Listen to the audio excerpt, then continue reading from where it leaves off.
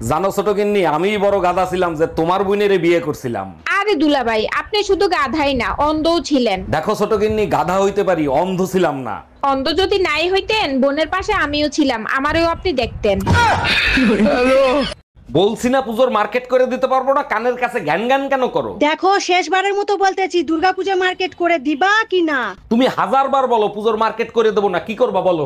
বেশি কিছু করব না, দুর্গাপূজার দিন কালী পূজা করব, তোমারে বলি পাঠা বানাবো। খালি ভাতটা ফুটিয়ে রাখলেই হয় না, বুঝছো? আরো কিছু দিতে হয়। দেবেটা কি? দেবেটা কি বুঝো না? হ্যাঁ, সবকিছু খুলে মেলা করতে হইব। ওইবারে ভাবির কাছে গেছিলাম, ভাবির জামাই দিনেও করে রাত্রেও করে, আর আমার কপালে তো একবারও চলে না। কি কয় কি কয় দিনেও করে রাইতেও করে? এই এবার কি ওই হালায় আছে না আদা মারা হইছে? তুমি যে দেখতে হও আছে না আদা বড় হইছে। এই এত যদি করে তাই হেলায় বাসে। রং চা খাইবা না দুধ চা? রং চা দেন ভাবে। কেন, দুধে কি সমস্যা? আচ্ছা ঠিক আছে, আপনি দুধ চাই দেন। থাক, জোর করে আর দুধ খাইতে হইব না, রঙই দিতে। নমস্কার শাশুড়ি মা, শারদীয় শুভেচ্ছা রইলো। তা কবে আসতেছেন আপনারা? জামাই, মেয়ে বললো তুমি নাকি পূজার মার্কেট করো নাই, কারণ কি? পুজোয় তো আপনি আর শ্বশুর মাসে জামাই বাড়িতে আসবেন, জামাই বাড়ি থেকে খালি হাতে আসবেন, অবশ্যই পুজোর মার্কেট করে আসবেন, তার জন্য পুজোর মার্কেট করি নাই। খুব ভালো করেছো জামাই, তোমার শ্বশুরও একই কথা বলছে, জামাই বাড়িতে যাবা, পূজার মার্কেট করা কি দরকার, জামাই তো মার্কেট করে দেবে।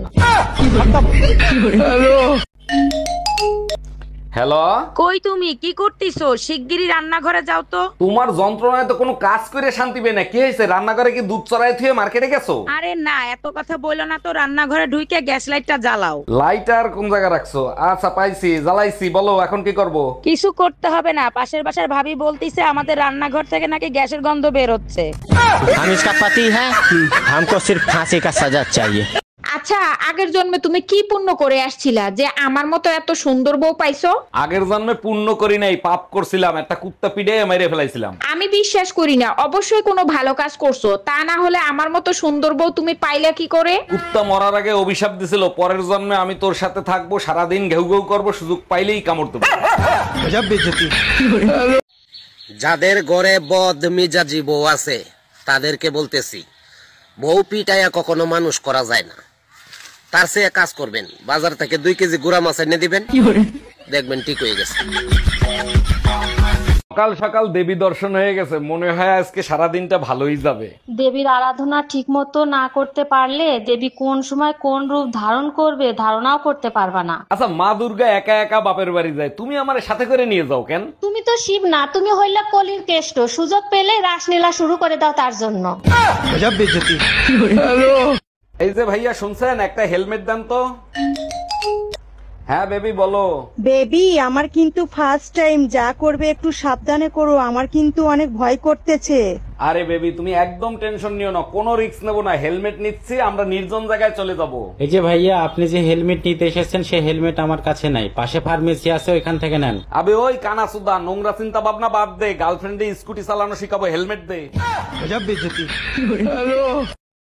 আরে ভাবি, এত খুশি খুশি লাগতেছে, কাহিনী কি? 20 বছর পরে একটা বাচ্চা হয়েছে, তাই এত খুশি। সত্যি এটা খুশির খবর ছিল। তা কিভাবে এই অসাধ্য সাধন হলো? দীর্ঘ 18 বছর অপেক্ষা করার পর আব্বা আম্মা বিয়ে দিছিল। ও আচ্ছা।